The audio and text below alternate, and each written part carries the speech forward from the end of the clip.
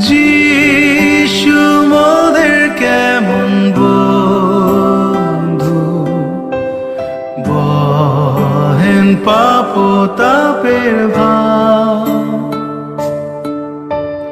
মনের কথা ঈশ্বর শুনে বলিলে হয় সুখপার।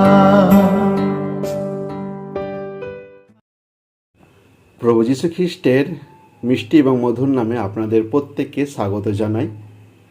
যদি প্রশ্ন করা হয় মানব জীবন কত দীর্ঘ, কেউ উত্তর দিতে পারেন 60 বছর, 70 বছর, 100 নাকি 1। আমি বিশ্বাস করি যে মানব জীবনের মাত্র একটি দিন। একজন মানুষের জন্ম হলো এই দিনের সকাল, দিনের শুরু। তাদের শৈশব হলো তাদের জীবনের সবচেয়ে সুখের সময়। এই শৈশবকে সকালের উষ্ণতার সাথে তুলনা করা যেতে পারে। উজ্জ্বল সূর্যের মধ্যাহ্ন হলো তাদের যৌবন। অস্তগামী সূর্যের রশ্মি দীর্ঘ কিন্তু ম্লান, এটাই মানুষের বার্ধক্য। রাত নামলে মানুষ ঘুমিয়ে পড়ে, অর্থাৎ মৃত্যু তার জীবনের ইতি ঘটায়।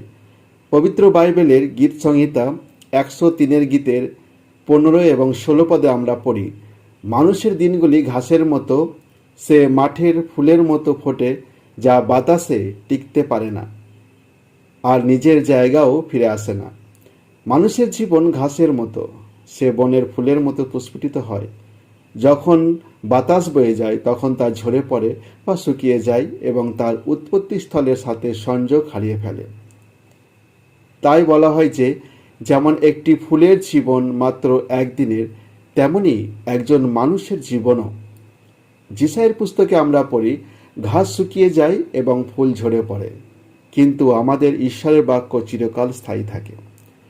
ঈশ্বরের বাক্যে আমাদের জন্য সুসংবাদ রয়েছে এবং এই সুসংবাদটি হলো যে প্রভু যীশু খ্রিস্ট মানব জাতির পাপের জন্য ক্রুশে মৃত্যুবরণ করেছিলেন এবং তৃতীয় দিনে পরাক্রমের সাথে মৃতদের মধ্য থেকে পুনরুত্থিত হয়েছিলেন।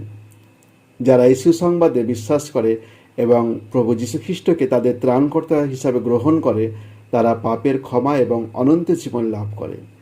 ঈশ্বরের কাছে আমাদের এই প্রার্থনা যে পৃথিবীতে এই একদিনের জীবন শেষ হওয়ার আগেই আপনিও যেন খ্রিস্টের উপর বিশ্বাসের মাধ্যমে অনন্ত জীবন লাভ করতে পারেন। শোনার জন্য ধন্যবাদ।